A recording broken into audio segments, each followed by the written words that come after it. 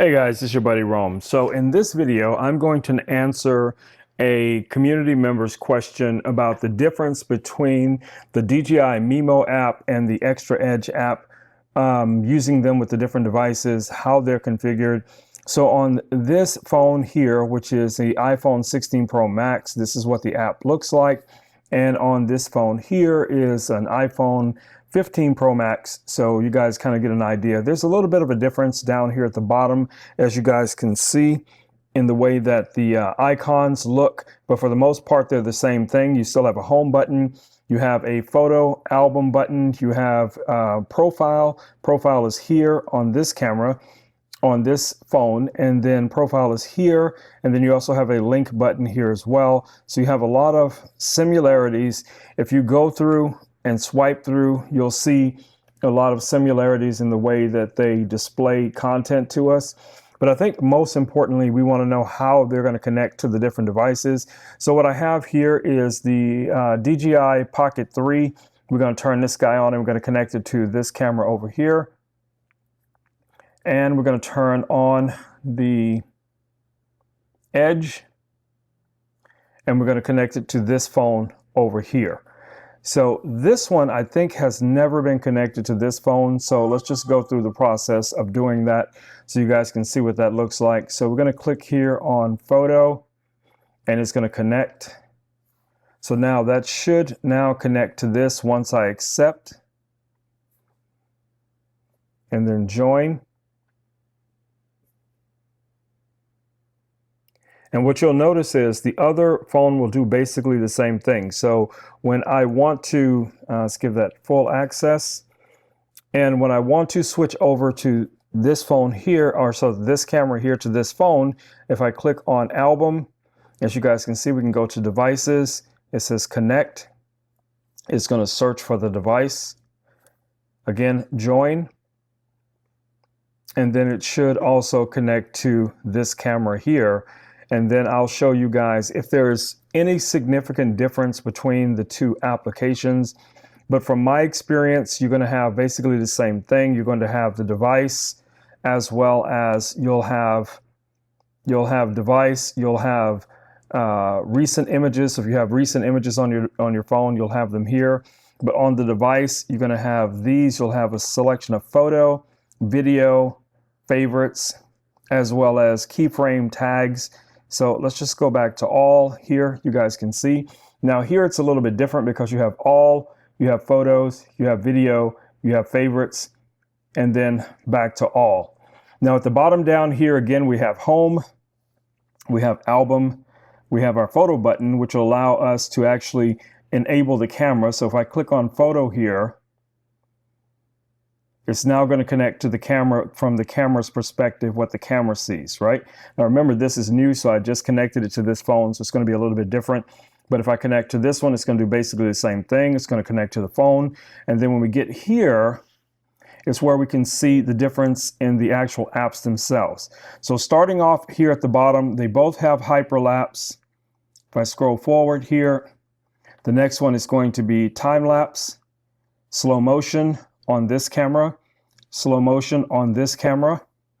This one has what's called night view mode. This one has what's called low light mode. And then we have our standard video on this one, and then standard video on this one. And of course you have all of your other settings. Now I'll show you something that is a little bit different when we switch to these. You also have photo, so we can go to photo.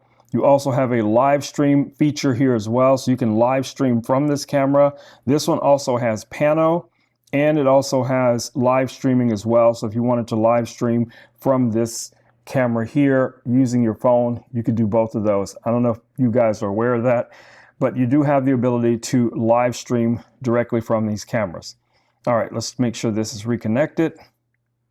And then everything else is pretty much the same, you know, when it comes to your frame rates, but there are a few differences, and those differences are going to exist up here where you have some controls over your camera. And that's something that I noticed right away. So if we go to video as an example, I have optional controls up here where I can go to auto. I can change the, quickly change the resolution, from landscape, vertical, all of that kind of stuff. I can turn the glamour features on and off. But on this one, you don't have that. And I think that's kind of weird that you don't have those same features or controls, but that's one of the places where the apps kind of differ. So if we go to the photo mode, as you guys can see up here, we still have those similar type of quick connects, where I can quickly, jump between different things that I want to use with the camera. If I go to photo over here, I don't have those flexibilities, okay?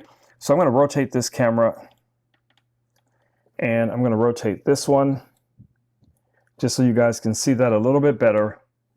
But what I want you to notice is that there is some differences in the cameras, as well as with this camera, I can actually use this DJI microphone.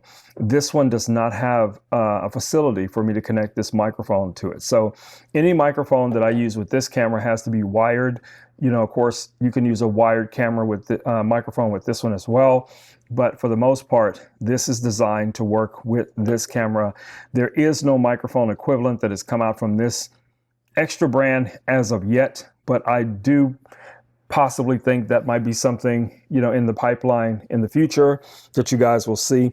So hopefully this little video here explains the difference between the different softwares and how they are approached, the feature set, all the things that you're going to have, with these different applications. If you're using the apps to control the cameras or just to use the apps to retrieve or download your content, it's totally dependent on the apps and the feature set.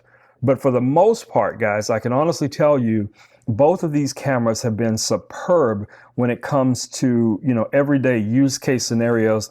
For the things that I use these cameras for video, these both have been excellent. So what I've been doing recently is I use this one as an A camera when I'm creating content, and then I'll use this one as a B camera from just an alternate angle. And the video files are very, very similar. You will not notice the difference. So when you bring them into post, they're going to look almost identical to each other.